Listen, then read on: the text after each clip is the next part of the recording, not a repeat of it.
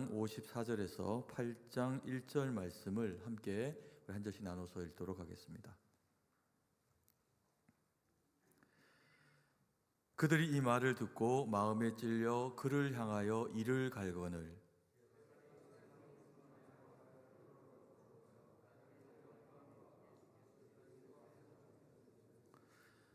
말하되 보라, 하늘이 열리고 인자가 하나님 우편에 서신 것을 보노라 한대.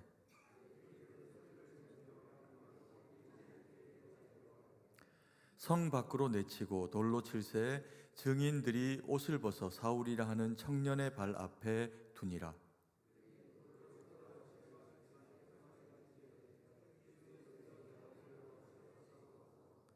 무릎을 꿇고 크게 불러 이르되 주여 이 죄를 그들에게 돌리지 마옵소서. 이 말을 하고 자니라. 사울은 그가 죽임 당함을 마땅히 여기더라. 그날에 예루살렘에 있는 교회에 큰 박해가 있어 사도 외에는 다 유대와 사마리아 모든 땅으로 흩어지니라. 아멘.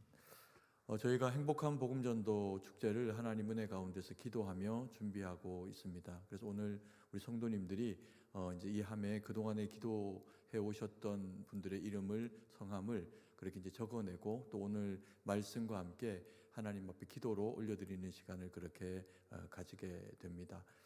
애써주셔서 감사를 드리고요. 그리고 또 혹 이제 아직까지 넣지 못하신 분들이 계시면 마지막에 또 한 번 더 우리가 또 기도하는 시간 그렇게 또 이제 이름 부르면서 가지게 될 텐데 미리 또 그렇게 교회 교육자들에게 제출해 주시는 그런 그 시간들을 가졌으면 좋겠습니다. 그리고 또 오늘 이곳에 넣지 않은 그런 그 명단들이 있다고 하면 여전히 남은 기간 동안에 기도하면서 복음으로 하나님 앞에 애써 주시기를 귀하게 당부를 드립니다.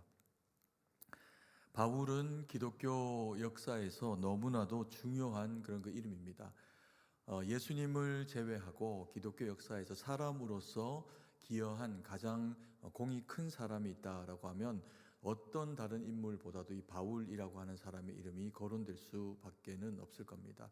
그는 예수님의 그런 그 복음을 위해 가지고 숱한 그런 그 이제 서신들을 보내면서 그 서신이 우리들에게는 성경의 말씀이 되도록 그렇게 합니다. 그래서 기독교의 그런 그 진리들을 체계화하고 또 그리고 예수 그리스도의 복음이 가지는 그 의미가 그리스도인들에게 어떤 것인지 또 교회는 어떤 것이어야 하는지 이런 것들을 정리를 해주면서 오늘날의 기독교 교회가 가지고 있는 그 모습에 상당히 중요한 그런 그 영적인 근간들을 이루어진 인물이 이 바울이라고 하는 인물입니다. 그래서 그는 예수님의 제자는 아닙니다. 그럼에도 불구하고 스스로 자기를 이야기하기를 나는 사도다라고 이야기를 할 정도로 부활하신 예수님을 경험을 하기도 했고 또 그리고 그래서 주님이 주신 그 말씀을 얼마나 교회에 전하면서 교회가 교회될 수 있는 그런 그 일들에 귀한 역할을 하게 되었는지 모릅니다. 그런데 우리가 이 사울에서 바울로 바뀌게 되는 그런 그 중요한 계기 중에서 이 스데반이라고 하는 사람의 등장을 빼놓을 수는 없습니다. 그렇다고 해서 스데반의 순교 당하는 그런 그 일들을 통해 가지고 그 당시에 그 순교를 보고 바울이 당장의 그리스도인이 되었나라고 하면 그런 것은 아닙니다. 그럼에도 불구하고 바울의 그 인생 가운데서 이 스데반의 이야기는 굉장히 중요한 역할을 차지하게 되고 그리고 또 바울이 예수 그리스도를 다메섹 도상에서 만나고 난 이후에 스데반의 이 죽음이 그에게서 다시금 재해석되어지기도 합니다. 그러면서 아마도 이 누가에게 바울이 자신이 경험한 예수님과 또 자신이 만나서 보게 된 스데반 집사의 거룩한 행보에 대해서 이야기를 들려주게 됩니다. 그리고 이제 그것이 우리들에게까지도 전해지면서 한 사람의 거룩한 믿음 안에서의 그 행보가 얼마나 많은 사람들의 그 변화에 초석이 될 수 있는지 그것을 일깨워주는 그런 이제 역할을 하기도 합니다. 그래서 오늘 우리가 이 스데반의 죽음에 대해서 스데반이 그동안에 이 복음을 위해서 믿음을 위해서 어떤 삶을 살아갔는지에 대한 구체적인 행보들을 기록을 하고 있지는 않습니다. 그럼에도 불구하고 성경은 이 스데반이라고 하는 인물의 마지막 호흡을 길게 설명합니다. 그래서 그가 어떤 죽음을 맞이하게 되었는지, 그 죽음을 맞이하기 위해서 그가 유대인들 가운데서 어떤 이야기들을 하고 있는지에 대해서 우리에게 비교적 자세하게 설명을 해주고 있습니다. 이 이야기를 통해서 스데반이 우리 가운데 들려주는, 그리고 또 복음이 우리에게 일깨워주는 그런 그 귀한 복음의 그 능력에 대해서 우리가 함께 알아가는 시간을 가지기를 원합니다. 스데반의 죽음이 복음이 가지고 있는 그 능력을 우리 가운데 말해준다고 했습니다. 첫 번째로 복음은 하늘이 열리는 그 현장을 우리에게 보여줍니다. 55절, 56절 말씀인데요. 같이 한번 읽겠습니다. 스데반이 성령이 충만하여 하늘을 우러러 주목하여 하나님의 영광과 민 예수께서 하나님 우편에 서신 것을 보고 말하되 보라 하늘이 열리고 인자가 하나님 우편에 서신 것을 보노라 한데, 스데반은 자신을 붙잡아 온 유대인들 앞에서 긴 장문의 그런 그 문장으로 치면 긴 장문의 그런 설교를 하게 됩니다. 그래서 이제 어떤 분들은 우스갯얘기로 그렇게 이야기합니다. 스데반이 왜 돌에 맞아서 죽었는 줄 아느냐 이렇게 이야기하면서 왜 죽었을 것 같습니다. 왜 죽었을 것 같습니까? 우스갯말이라고 했습니다. 스데반이 유대인들 앞에서 설교를 너무 길게 해서 돌에 맞아 죽었다, 이런 이제 우스갯 얘기를 하기도 합니다. 그런데 우리가 스데반의 이야기를 그렇게 이제 우스갯 이야기로 하기에는 그의 그 죽음이 가지고 있는 그 의미, 또 그리고 스데반이 그래서 보여주는 그 행보가 하나님 앞에서 얼마나 귀하고 값진 그런 그 모습이었는지 모릅니다. 스데반은 유대인들 앞에서 마지막 유언과 같은 설교를 하게 되는데, 그 첫 번째 이야기가 무엇이냐면요, 아브라함에 대한 이야기를 합니다. 그래서 하나님이 아브라함을 저 메소포타미아에서 불러내셔가지고 이 약속의 땅 가운데 말씀을 주시면서 거룩한 하나님의 백성 이스라엘이 되게 하셨다, 이제 그런 얘기를 합니다. 그리고는 이삭의 이야기, 야곱의 이야기, 그리고 다윗 왕에 대한 이야기까지 그렇게 거론을 합니다. 그리고 그 이야기를 거기서 끝내는 것이 아니라 그런 그 이야기들이 이어져 누구에게까지? 예수 그리스도의 복음이 되어서 주님을 하나님께서 우리 가운데 보내셨다라고 그렇게 이야기를 합니다. 그리고는 중요한 이야기를 합니다. 55절, 56절의 이야기인데 제가 한 번 더 읽어드리겠습니다. 스데반이 성령이 충만하여 하늘을 우러러 주목하여 하나님의 영광과 및, 한번 같이 읽을까요? 예수께서 하나님 우편에 서신 것을 보고 말하되 하늘이 열리고 인자가 하나님 우편에 서신 것을 보노라 한데라고 하면서 자신의 눈앞에 열려진 하나님의 영광스러운 그런 그 보좌와 그리고 그 옆에 서셔서 마치 자기를 응원하듯이 바라보고 계시는 주님의 모습을 보게 됩니다. 그런데 그것을 보고 입을 닫았어도 좋은데 그 모습이 얼마나 영광스러웠던지 스데반은 그것을 그들 앞에서, 유대인들 앞에서 그것을 고백하게 됩니다. 자기 눈앞에 펼쳐진 하나님의 영광스러운 임재와 그 보좌 가운데 함께 계시는 예수님의 영광스러운 그 모습을 그들에게 자랑하듯이 너희도 봐라 라고 그렇게 이야기를 하게 되죠. 그런데 이것이 결정적으로 참남하게 여호와의 이름을 망령되이 일컫는 것이 되어져 가지고 스데반은 유대인들에게 돌에 맞아서 죽게 되는 그와 같은 일을 당하게 됩니다. 사실 거기다가 끌어다 놓고 증언하게 하고 이야기하게 할 때에는 이미 스데반을 죽이기로 이들이 이제 마음의 결정을 하고 사실은 그 앞에 끌어다 놓았을 겁니다. 그러면 사실 좀 그 자리를 좀 피해도 좋을 만한데 스데반이 어떤 면에서는 자기의 생명을 돌아보지 않는 그 미련함을 가지고 있는 그대로 본 그대로 하나님의 영광스러움을 자기가 보는 그대로를 그들 가운데서 설파하게 됩니다. 그랬더니 그것이 불쌍히 여기는 그런 그 마음이 아니라 옳은 이야기를 했는데 그 옳은 이야기를 들은 유대인들의 그 마음을 분노로 끓게 만듭니다. 그러면서 이 자는 죽어 마땅한 사람이다 라고 그렇게 생각을 하고 사람들이 이제 그에게 망을 아마 얼굴에 뒤집어 씌웠겠죠. 그러지 않았을 수도 있습니다.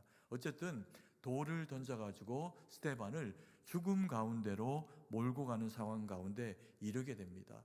그리고 그때 그 자리에서 바울은 그것을 보고 이 사람이 정말 귀한 일을 하는구나 그렇게 생각한 것이 아니라 저 사람은 죽는 것이, 돌에 맞아 죽는 것이 마땅하다 그렇게 생각을 하고 스데반에게 돌을 던지기 위해 가지고 옷을 편하게 하기 위해서 겉옷 거치장스러움을 걷어내고 증인 앞에, 그래서 그것을 두고 이제 돌을 던져서 스데반을 죽이려고 하는 사람들의 증인이 되어주는 그 역할을 바울이 감당을 하게 됩니다. 그래서 스데반 죽는 일을 당연한 것이다 라고 그렇게 생각을 하게 되죠. 그러면서 스데반은 영광스러운 주님의 임재의 모습을 발견하고 바라보고 고백한 것이, 그것이 화근이 되어져 가지고 죽음 가운데로 나아가는 상황이 됩니다. 우리가 이것을 통해서 생각하게 되는 것은 이 복음을 전하는 현장 가운데 그리스도의 모습이, 하나님의 보좌가 드러나지게 된다는 거죠. 여러분, 구약의 역사부터 해가지고 신약의 그런 그 이스라엘 백성들, 그리고 우리에게까지 전파되어진 이 복음의 그 역사 가운데서 하나님이 자신의 영광스러움의 모습을 직접적으로 보이신 일은 그렇게 많지 않습니다. 그 구약에서 보여진 모습이 언제입니까? 모세는 살아서 봅니다. 그런데 살아서 보게 된 여호와의 그 영광스러움의 모습을 정면으로 본 것이 아니라 여호와의 모습을, 뒷모습을 보게 됩니다. 아마도 영광 가운데 모세에게 자신을 보여주신 주님의 모습이었을 것으로 여겨지는데 그 영광스러움의 뒷모습을 모세가 그렇게 봅니다. 그리고 또 성경은 기록합니다. 모세가 언제 이스라엘 백성들을 향해서 부름받게 되었을 때 처음 광야의 그 떨기나무 가운데 붙은 불 가운데서 여호와의 임재가, 여호와의 영광스러움의 모습이 거기에 임하셨다, 그렇게 성경은 이야기를 하고 있습니다.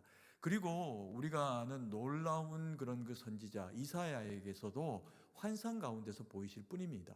그런데 우리가 이 스데반이 물론 마지막 자기의 삶을 하나님 앞에 던지면서 보인 모습이기도 하지만, 그렇다고 해서 스데반의 인생의 어떤 다른 지점에서 이 영광스러운 모습을 보이신 것이 아니라, 스데반이 복음을 전하는 자리, 그 마지막 복음의 현장 가운데서 주님이 함께 하시면서 마치 곧 그가 고난 가운데 죽게 될 것을 격려하시면서 믿음을 포기하지 마라, 너도 포기하지 말고, 그리고 거기에 있는 자들을 향해서도 포기하지 마라, 그렇게 격려하고 계시는 것처럼 이미 그는 십자가에 그런 그 예수님을 전하는 그 이유 때문에 돌에 맞아 죽게 되어져 있는 그런 그 상황 가운데 있을 때 그것을 끝까지 믿음으로 붙잡아 주시는 그 일을 함께 감당해 주시기 위해서 주님이 복음의 현장, 그 스데반의 고백과 돌을 맞는 가운데서 함께 주님이 하시고 그것을 보여주셨다는 겁니다. 그래서 스데반은 자기의 죽음을 영광스러움의 모습으로 받아들이게 됩니다.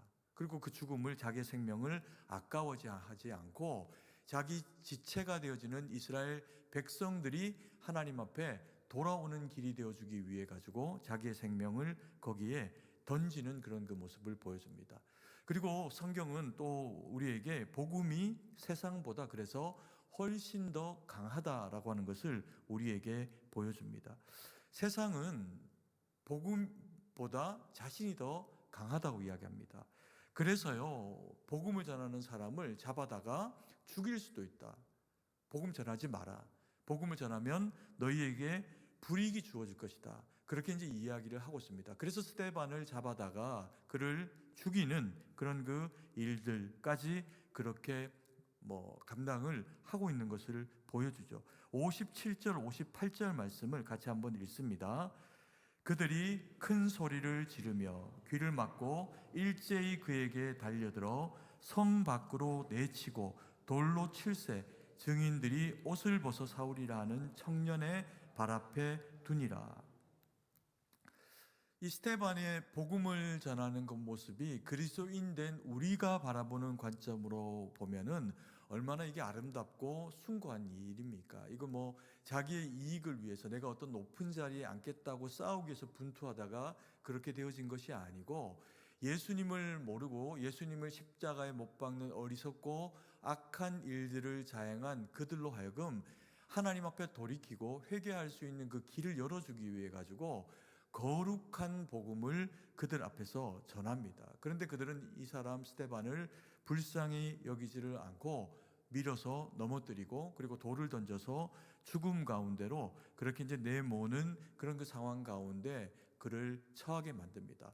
바울도 이것을 보고 전혀 그 마음을 돌이키지를 않습니다. 당연히 이 사람은 죽는 게 옳다라고 그렇게 생각을 하면서 자신들이 가지고 있는 힘이 훨씬 더 세다라고 그렇게 생각을 하게 되는 거죠.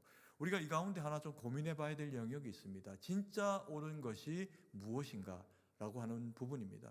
우리는요, 언제 옳은 것 내가 강해지냐라고 하면 내가 옳다라고 생각하는 일들이 우리의 그 마음 가운데 부딪혀 올 때 사람은 강해집니다. 여러분, 부부싸움이 왜 세상에서 제일 치열한 싸움인 줄 아십니까? 서로 간에 아내가 되었든 남편이 되었든 내가 지금 현재 느끼고 내가 지금 현재 그래서 주장하는 이 일이 상대방 나의 배우자가 이야기하는 이야기 그 내용보다 더 옳다 그르다? 옳다고 생각하는 겁니다. 그래서 내가 생각하는 가치에서의 이 옳음이 상대방이 이야기하고 있는 가치의 이야기 내용보다 더 승하다, 옳다라고 생각을 하니까 부부는요, 한번 이걸로 말미암아 싸우게 되면 내가 절대로 잘못했다고 생각을 하지를 않습니다. 그래서 치열하게 싸우고 상처를 주도록 싸우고 남는 게 아무것도 없는 싸움인데 칼로 물베기라고 하는데요, 열심히 물을 가릅니다. 그런다고 그게 갈라질까요? 물이 베어질까요? 그렇지 않습니다. 그런데 이것이 사람이 가지고 있는 옳은 일이라는 겁니다. 이게 언제 깨달아질까요? 시간이 좀 지나고 어떤 일들이 그래서 결론이 다 지어지고 그리고 나서 돌아보니 내 말도 옳을 수 있고 저 사람의 말도 옳았구나. 내지는 내 말이 오히려 저 사람의 말보다도 옳지를 않았구나. 그 순간에 내가 생각했던 판단의 가치의 옳음이 오히려 나에게 더 옳은 것을 제시해 주는 사람의 그런 그 이야기를 눌러버렸구나.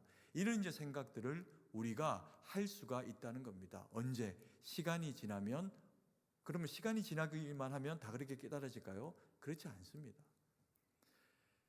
시간이 지나고 우리가 믿음의 가치로 예수님 앞에서 더 자라난 인격과 자라난 영적인 수준을 가지게 되었을 때 지나간 이야기를 보니 다 덧없는 이야기가 되는 거죠.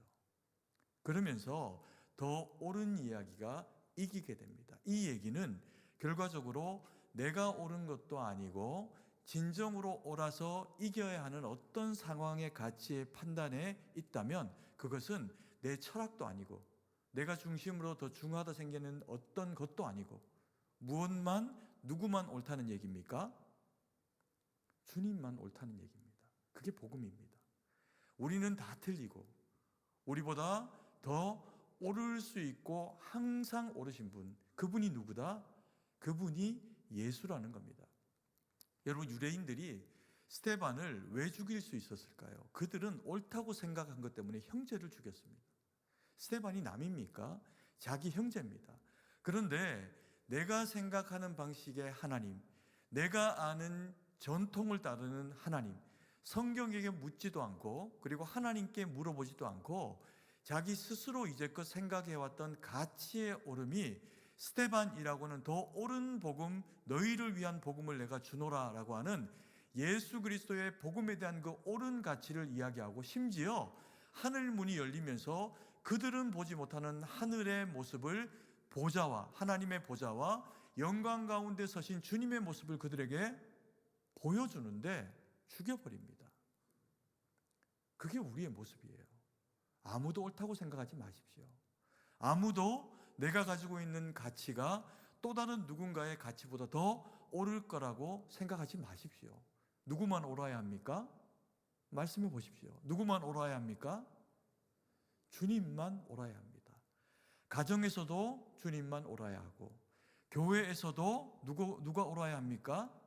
주님만 옳아야 합니다. 그러면 어떻게 해야 주님이 옳은 겁니까?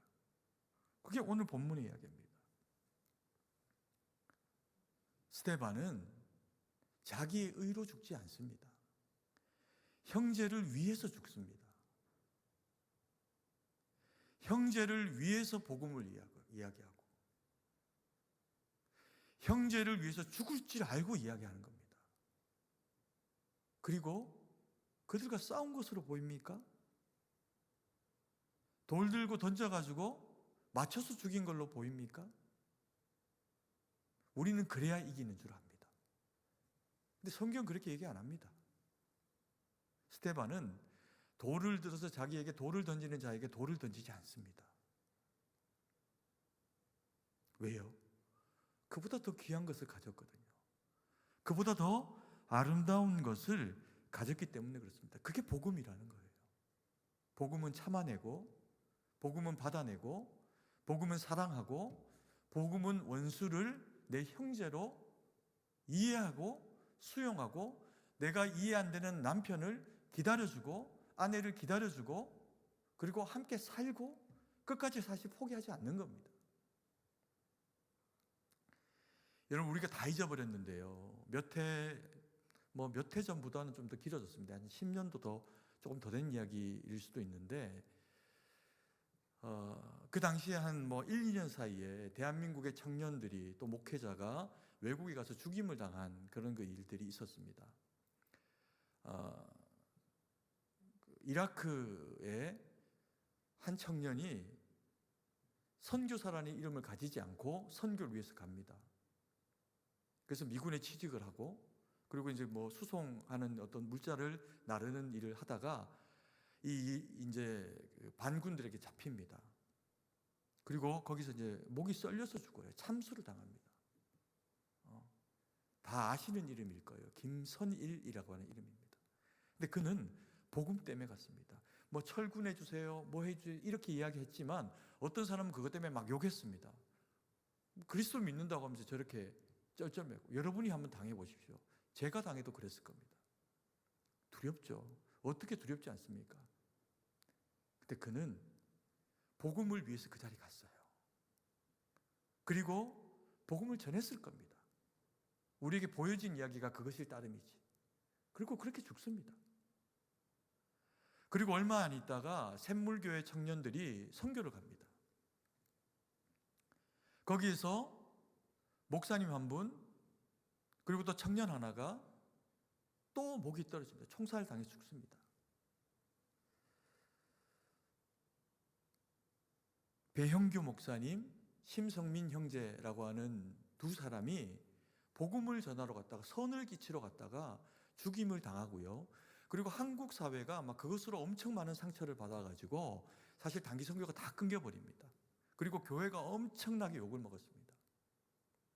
왜 시키지도 않은 짓을 해가지고 국가적으로 이런 망신을 당하고 이렇게 사람들이 많이 이야기했습니다. 그런데 하나님 보실 때는 어떤 일이었을까요? 그들은 지금 확신컨대 하나님 나라의 또 하나의 별이 되어서 우리 가운데 비치고 있을 겁니다. 숭고한 죽음이에요. 그들이 예수 그리스도를 닮지 않았다면 저항했겠죠. 진짜 처참한 모습으로 죽었을 겁니다. 그런데 그러지 않았어요. 복음 때문에 나갔고, 복음 때문에 그들과 싸우지 않고 그들을 위해서 죽어나갔습니다. 그렇다고 해가지고 그 당시에 사람들이 아프간 사람들이 복음으로 돌아왔습니까? 모릅니다. 우리는. 마치 무엇처럼 스데반이 순교를 당할 때 청년 바울 사울은 변화되지 않았어요. 별로 그렇게 그의 그 인생에 큰 영향력을 미치지 못했습니다. 그러면 일하지 않았을까요? 복음은 일하지 않았을까요? 스데반의 죽음은 한 사람도 돌아오지 못하게 한 일이 되었고 그저 형제 자매들에게 슬픈 일로만 끝나게 되었을까요? 성경은 그렇게 얘기하지 않습니다. 결국에 사울은 변화됩니다. 다메섹 도상에서 예수님을 만나고 난 이후에 변화됩니다. 오늘날 무슬림에게 복음을 전하는 일은 어렵습니다. 그 배 목사님이, 심성민 형제가, 김선일 형제가 그렇게 죽고 나서 몇 명의 그리스도인이 돌아왔는지 몰라요. 그 탈레반 가운데서 누군가 예수님을 믿는 사람이 있는지 없는지 우리는 모릅니다. 그럼에도 불구하고 복음은 지금도 일하고 계십니다. 왜 그런 줄 아세요? 그들에게는 라마단이라는 기간이 있어요. 일정 기간 이제 금식하면서 그들이 믿는 알라와 또 그리고 이제 신앙적인 대상에게 기도하는 그런 그 시간이 있습니다. 그런데 놀랍게도 그 라마단 기간에 무슬림들이 모여갖고 기도하는 그 자리에 어떤 형제들은 자기 눈앞에 서 계신 예수님을 보기도 합니다. 그러면서 무슬림이 믿음의 사람으로 변화되고 바뀌는 일들이 지금도 일어나고 있습니다. 기도를 알라에게 하고 있는데 여호와 하나님이 응답하시는 거죠. 복음은 무능하지 않습니다. 복음은 지금도 일하고 있습니다. 그래서 우리 주일학교 그리고 청년부, 중고등부, 장년들 뭐 예외 없이 하나님의 복음은 증거되고 있습니다. 그리고 이게 얼마나 귀한 일인지 모릅니다. 한 아이가 어릴 때 교회 나왔다 안 나왔다 나왔다 안 나왔다 하다가 친구에게 복음을 받습니다. 그 전에 뭐 사실 믿음의 가정에서 자라는 것도 아니고 복음도 전혀 모릅니다. 오히려 예수님 믿는 것을 나쁜 것이라고 생각을 했습니다. 그런데 이 아이가 예수님을 믿고 그리고 예수님을 깊이 만납니다. 바울을 만나주시고 다메섹 도상에서 그를 찾아와 주셨던 주님이 그 아이를 깊이 만나주십니다. 그 아이가 커가지고요, 이런저런 숱한 삶들도 많이 경험하지만 그때마다 믿음을 포기하지 않고 지킬 수 있는 근거와 이유를 주님이 그 아이에게 주십니다. 그 아이가 그리고 시간이 지나서 승동교회의 담임 목사가 됩니다. 여러분, 복음은 지금도 우리들에게 우리의 자손들 가운데 일하고 계십니다. 아멘이십니까? 복음은 강력합니다.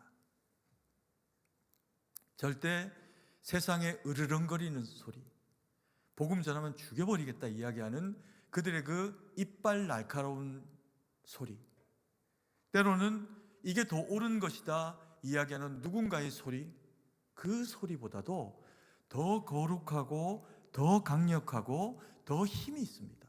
그래서 세 번째, 복음은요 지금도 땅끝을 향해서 증거되어지고 있습니다. 사도행전 8장 1절 말씀입니다. 같이 한번 읽겠습니다. 사울은 그가 죽임당함을 마땅히 여기더라. 그날에 예루살렘에 있는 교회에 큰 박해가 있어 사도 외에는 다 유대와 사마리아와 모든 땅끝으로 흩어지니라. 여러분, 우리나라에도 이 복음이 증거되었을 때 이 복음을 받은 그리스도인들에 대해서 명칭했던 불명예스러운, 세상이 부르는 명칭이 있었습니다. 뭔지 아십니까? 우리 그리스도인들을 놓고 복음을 하도 전하고 예수 그리스도를 전하고 핍박당하고 막 목이 떨어지고 죽는데도 불구하고 계속 예수님을 전하고, 우리 초기의 대한민국의 그리스도인들이 그렇게 살아왔던 거죠.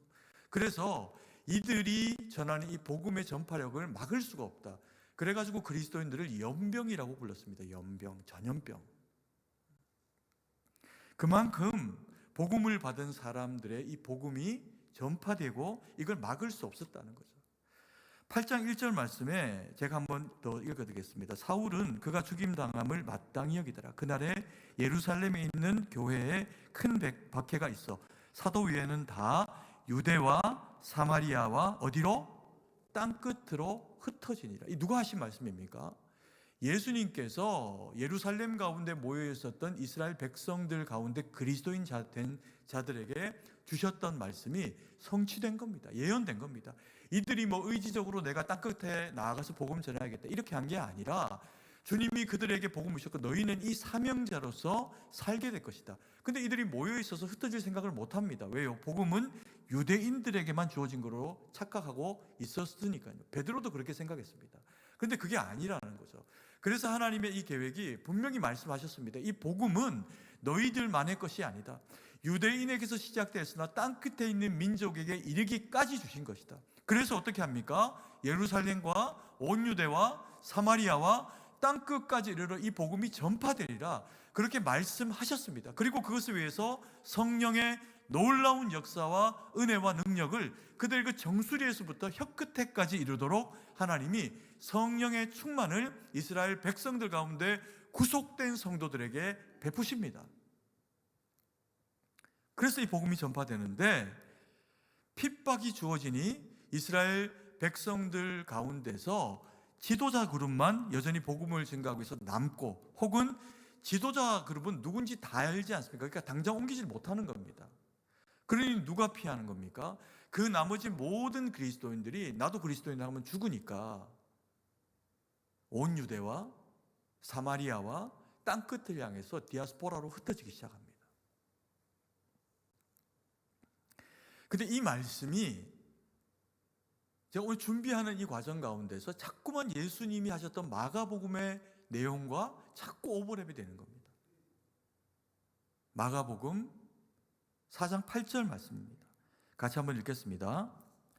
더러는 좋은 땅에 떨어짐에 자라 무성하여 결실하였으니 30배나 60배나 100배가 되었느니라 하시고, 똑같은 이야기지 않습니까? 물론 복음에 대한 이야기, 복음이 떨어지면 믿음의 열매가 우리 가운데 맺히는 이야기, 이런 이야기이기도 하지만 동시에 이 복음이 한 사람에게 영향력으로 떨어지면 얼마나 많은 돌아오게 되는 영혼들을 위해서 씨앗이 될 것인지, 그리고 한 사람이 썩어지는 결과가 주어지니까 이것이 결국에는 30배, 60배 혹은 100배의 결과가 예수 그리스도의 그 죽으심 가운데서 이루어지더라는 이야기입니다. 예루살렘과 온 유대와 사마리아와 땅끝까지 이르러가지고 복음이 전파되는 겁니다. 단계로 치면 이게 어떤 단계일까요? 1단계, 씨앗이 땅에 떨어졌습니다. 이 씨앗은 예수 그리스도입니다. 예수 그리스도가 이 땅 가운데 오셔서 우리를 위해서 죽으십니다.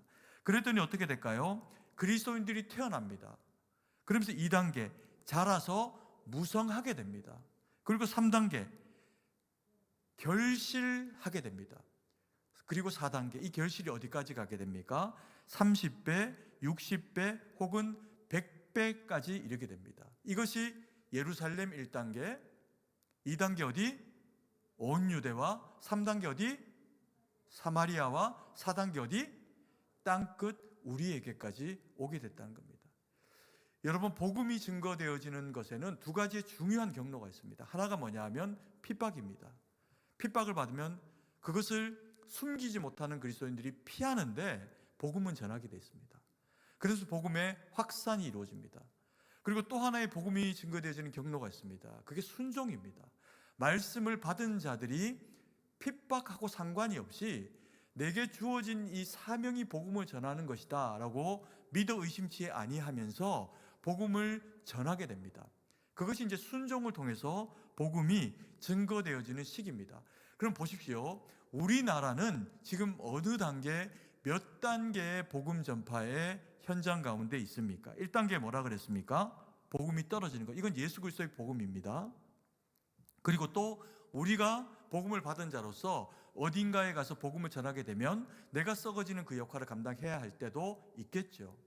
근데 우리나라는 수많은 그리스도인들이 자기의 생명을 던지고 피를 흘리고, 심지어 토마스 선교사님 같은 분들, 사무엘 무어 목사님 같은 분들, 이 땅에 와서 자기의 생명과 가족의 생명까지 던졌습니다. 그래서 수많은 백성들 가운데 백정부터 양반까지 가리지 않았습니다. 우리 교회가 백정교회 맞습니다. 근데 우리 교회가 백정교회입니까? 우리 교회는 그리스도의 교회입니다. 우리가 이걸 잘못 해석하면요, 민중의 교회로 해석할 수 있습니다. 승동교회는 민중신학을 받은 교회가 아닙니다. 우리는 뭘 받았습니까? 복음을 받았습니다. 그래서 우리는 모든 사람들이, 백정조차도 거룩한 하나님의 백성이 되게 만든 교회가 승동교회입니다. 누가 승동교회를 지금도 백정교회라고 이야기합니까? 그렇지 않습니다. 그 착각이에요. 우리는 그 이후에 백정만 교회 다니는 교회가 된 게 아닙니다.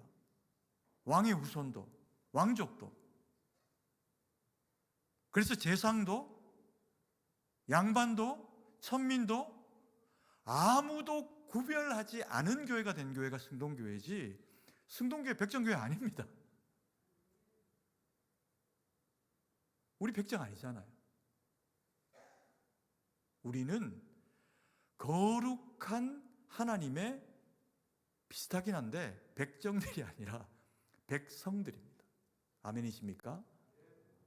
그게 우리의 정체성이에요. 제가 주일날 이것도 이야기할 겁니다. 처음 오시는 분들에게 마지막까지 포기하지 않고 복음을 전해주셨으면 좋겠습니다. 여러분, 대한민국은 지금 어느 시점 이 단계, 한 4단계까지의 이 단계들 중에서 어느 단계에 있다고 생각하십니까? 최소한 3단계에서 4단계에 있습니다. 복음이 꽃 거기에 있습니다. 근데 마귀가 우리한테 자꾸 이야기합니다. 뭐라고요? 끝났다.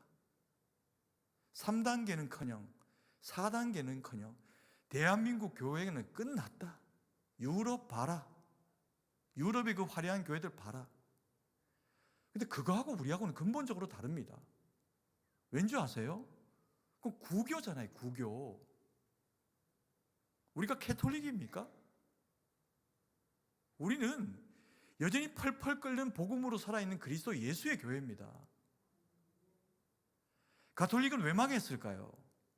정치와 손을 잡고 민간 풍속과 손을 잡고 교황에게 안 줘도 되는 사람에게 쓸데없는 하나님의 영광을 줘버렸습니다. 그래서 부패할 대로 부패해갖고 망한 거예요. 그래서 그 부패한 교회가 끝났습니까? 중세 천년이? 그렇지 않아요. 주님이 여전히 우리에게 다시금 보게 하시면서 그 무너지는 중세의 교회에 성경을 주십니다. 말씀을.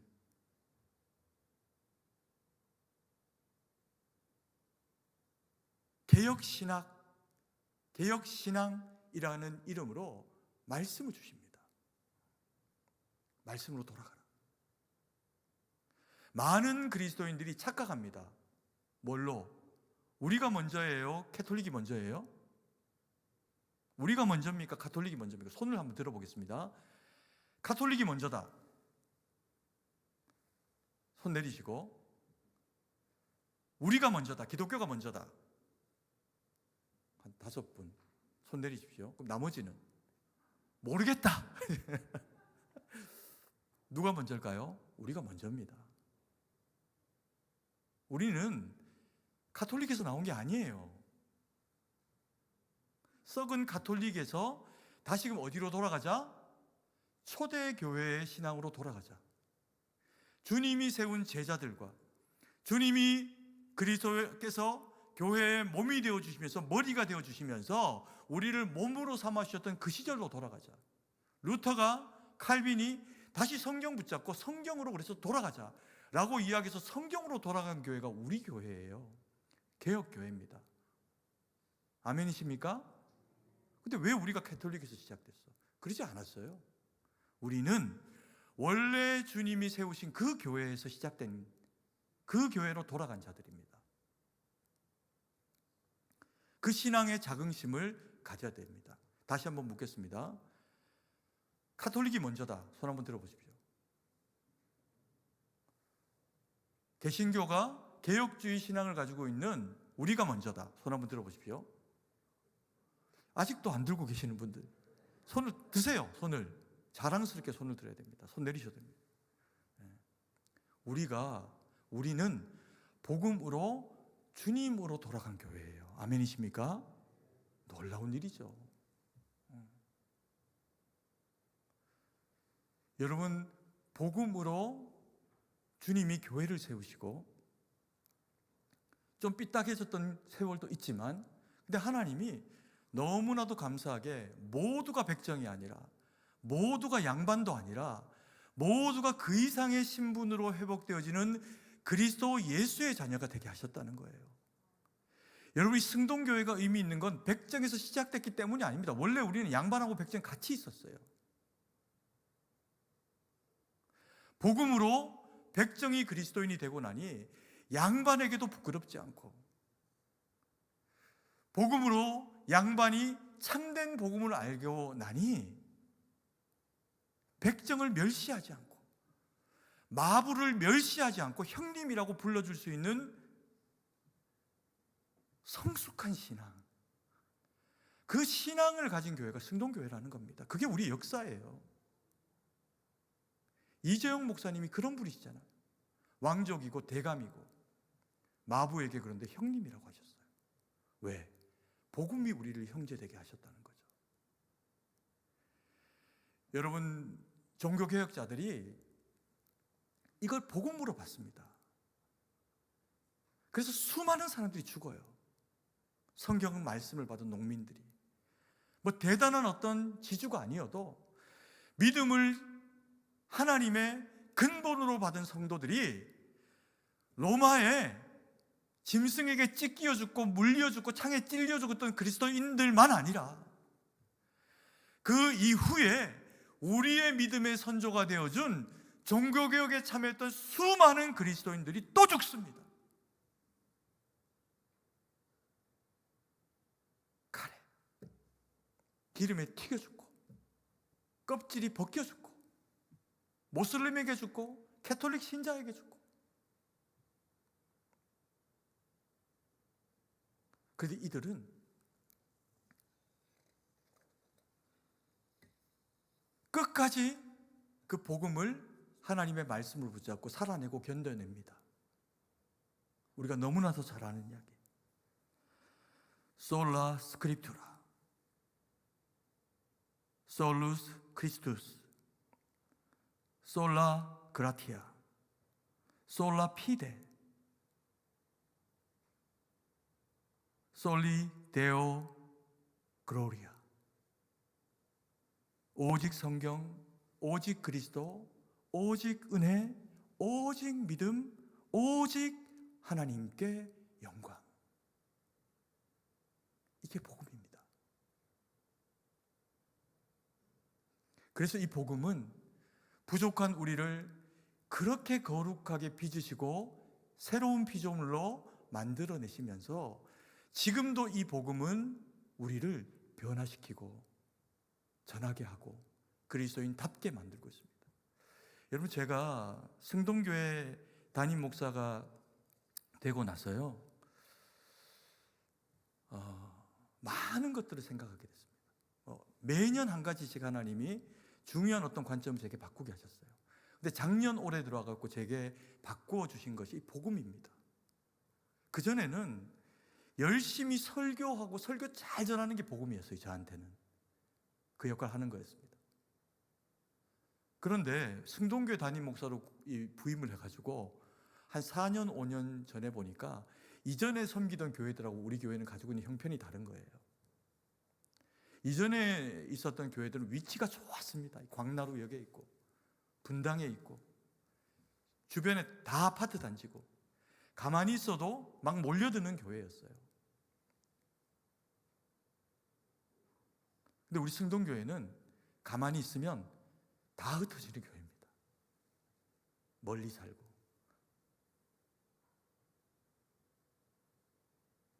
제 정신이 번쩍 들었어요. 교회의 본질이 무엇인가? 목사의 본질이 무엇인가? 제가 성도님들에게 설교를 잘 전하는 것 중요합니다. 저는 지금도 그거에 위해서 최선을 다하고 있어요. 한 번도 게으르게 준비해 본 적 없습니다. 막 심장이 쥐어짜는 것 같아요. 사실 설교 한 번 할 때마다. 여러분들에게 하나님의 말씀이 안 될까 봐.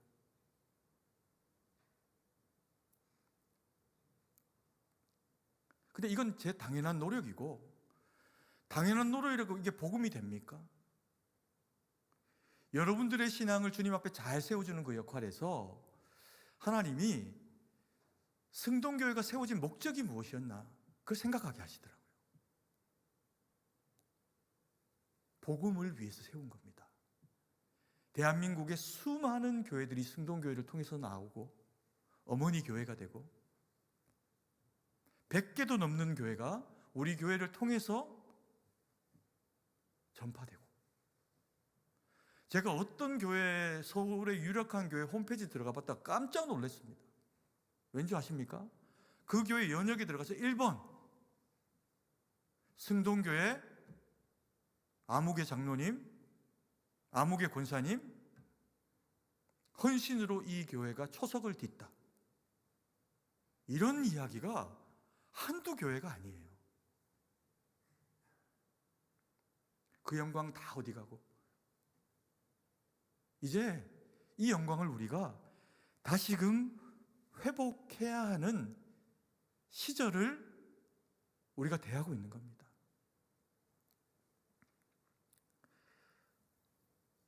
여러분, 복음을 전하는 우리에게서는, 이 복음을 전하는 자들에게는 하나님이 주시는 특별한 회복과 선물이 있습니다.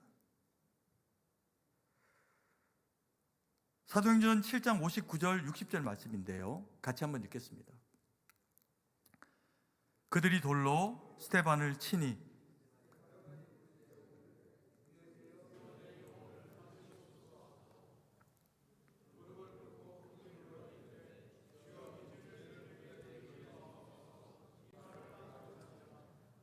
여러분, 스데반이 마지막으로 남기는 말이 무엇입니까? 그가 주님이 십자가에서 했던 말을 읊조리고 있습니다. 주여, 아버지여, 저들의 죄를 저들에게 돌리지 마옵소서. 저들은 자신들이 하는 일을 알지 못하나이다. 여러분, 이것을 다 기억하고 있는 한 사람이 있습니다. 누구입니까? 바울입니다. 바울은 스데반이 죽을 때 그 앞에 있었어요. 스데반이 하는 모든 이야기를 다 들었습니다. 그걸로 변화되지 않았어요. 저 인간은 죽는 게 맞다, 이렇게 생각했습니다. 그런데 바울이 다메섹 도상에서 예수님을 만나고 영적인 성숙이 그의 그 마음 가운데 그리스도인 됨을 통해서 이루어지고 나니까 그 시절에 자기 인생에서 가장 충격적이었던 이야기가 스데반의 이야기로 돌아갑니다. 그리고 그가 남겼던 그의 태도, 눈빛, 말하는 것, 그가 마지막으로 하늘문 열고 눈이 열려서 보게 된 그 주님의 영광스러움의 모습이 자기에게 보이는 이야기처럼 떠올려집니다. 그리고 스데반의 마지막 이야기, 주여 이 죄를 그들에게 돌리지 마옵소서. 그 거룩하고 아름다웠던 이야기가 다 기억이 납니다. 그래서요, 바울은 그렇게 모질게 그리스도인 핍박하고 잡아다 가두고 죽음 가운데 내몰고 그런 일 하다가 예수님의 복음을 깊이 만나고 나서 이 바울은 죽기 전에 예수님이 걸어갔던 길과 똑같은 길을 갑니다.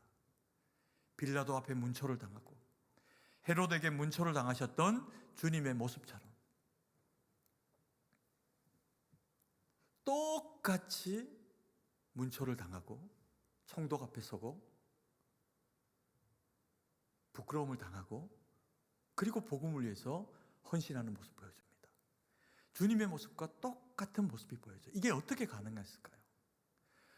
복음을 전하는 자에게는, 전해보시면 압니다. 복음을 전하는 자에게는 주님이 자기의 모습을 보이십니다. 우리를 통해서 주님의 모습을 나타내십니다. 그래서 복음 전하는 것보다 더 강력하게 주님의 은혜를 경험하는 다른 길은 없어요. 제가 한 가지 이야기를 잠깐 나눠드리고 한번 같이 좀 우리가 찬양 드리고 기도하는 시간 가질 겁니다. 여러분들이 적어낸 이 이름은 하나님 앞에서 정말 귀한 이름입니다. 저도 행복한 복음전도 축제를 했기에 여기다가 적어내는 이름을 2장이라도 만들었지. 한 몇 달 전에 여기 코트라고 하는 우리 교회 들어오는 입구에 이제 문화공간이 있습니다. 거기 사장이 저를 찾아왔어요. 자기가 너무 힘든 거예요. 당하고 있는. 지금 뭐 법적으로 여러 가지 뭐 얽히고 설킨 중에 이제 저분이 뭐 나쁘게 하거나 악한 건 아닌데 그 사이에 이제 입주자로서 이게 얽힌 겁니다. 지금 너무 힘든 고통스러운 이제 상황을 맞이하고 있는데 자기가 어떻게 했으면 좋겠는지 모르겠다는 거예요. 근데 그거를 법조인을 찾아가야 되는데 이분이 목사를 찾아왔어요. 웃기지 않습니까?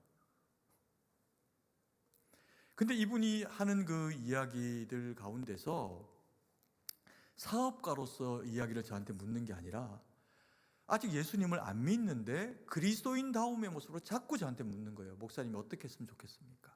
근데 그 내용이 뭐냐면 미워하고 싶지 않다는 거예요. 자기가 가족인 걸 다 포기하더라도 지금 법적으로 얽혀있는 이들과의 관계 가운데서 내가 이들을 미워하지 않고 싶다는 얘기예요. 그 얘기를 계속 하는 겁니다. 그러면서 이분이 놀라운 얘기를 했어요. 저도 깜짝 놀란 얘기를 하나 했습니다. 그래서 이분이 막 마음이 볶일 것 같고 죽을 것 같이 힘들었다는 거예요. 왜? 사업이 망하게 생겼으니까. 쫓겨나게 됐으니까. 잘못한 게 없는데. 그래서 너무나도 힘들어서 어느 날 밤에 저기 이제 코트 그 마당에서 오동나무가 한 그루 심겨져 있는데 그 오동나무를 이렇게 바라보는데 오동나무 너머에 우리 교회 십자가가 있더라는 겁니다. 근데 그 십자가를 이렇게 보고 있는데 그 십자가에 주님이 계시더라는 거예요. 안 믿는 분인데. 그 자기가 거기서 예수님을 봤다는 겁니다. 초롱초롱한 눈빛으로. 그 제가 설명해 줬어요. 그거 아무나 보는 거 아니다. 당신이 교회를 다니든 안 다니든 주님이 택한 그리스도인이기 때문에 당신은 주님을 본 거다. 주님은 아무에게나 자기를 드러내지 않는다.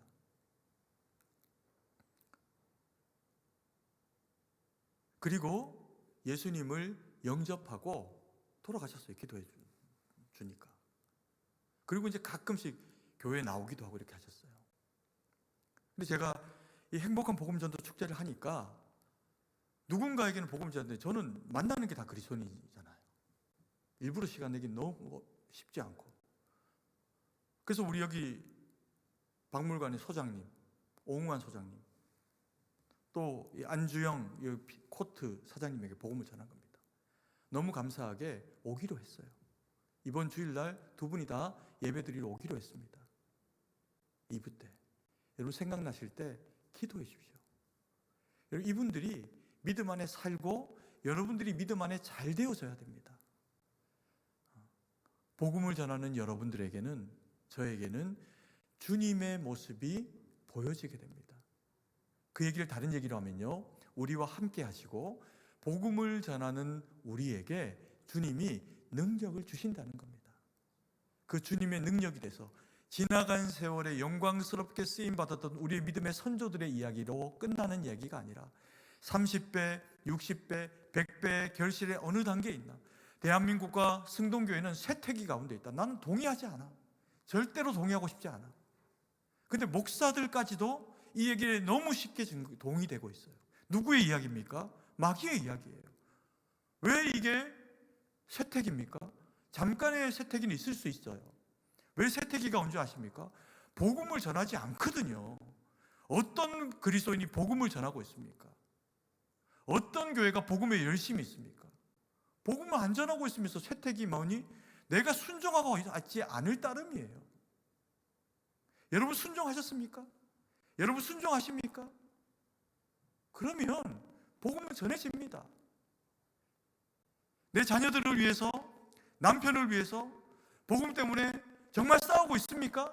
부부싸움 말고 눈물 뚝뚝 흘리면서 여보 안 믿으면 당신 지옥 가!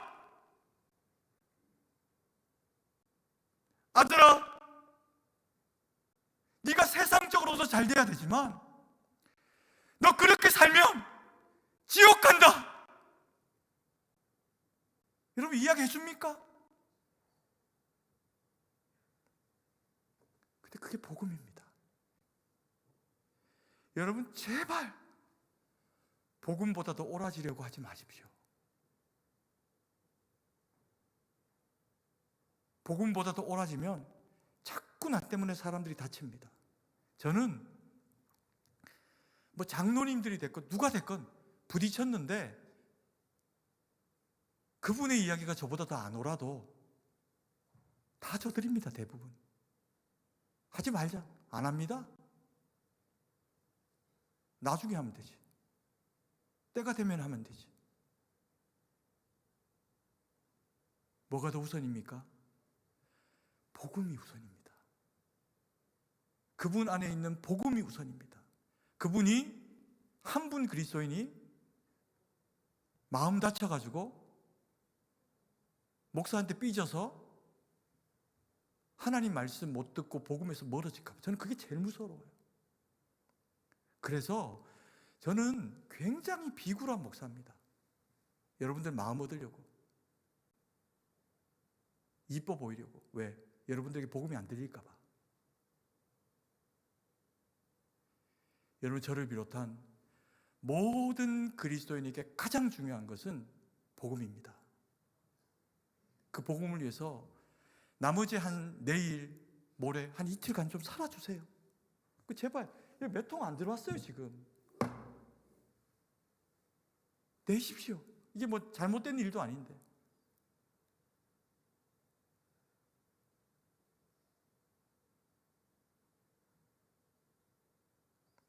여러분, 살리는 교회가 되어져야 여러분이나 저나 복 받습니다. 자기 하나 잘 되려고 예수 믿는 것 이기적인 거잖아요. 살리는 그리스도인이 되어서 그런 사람들에게 하나님이 물질도 주고 건강도 주고 뭐도 주고 합니다. 왜요? 복음을 위해 살기 위해서. 여러분, 오늘 저희가 생각하고 있는 이름, 뭐 내 자녀들이기 때문에 안 써내셨을 수도 있습니다. 꼭 싸우십시오. 부딪혀서. 이놈아,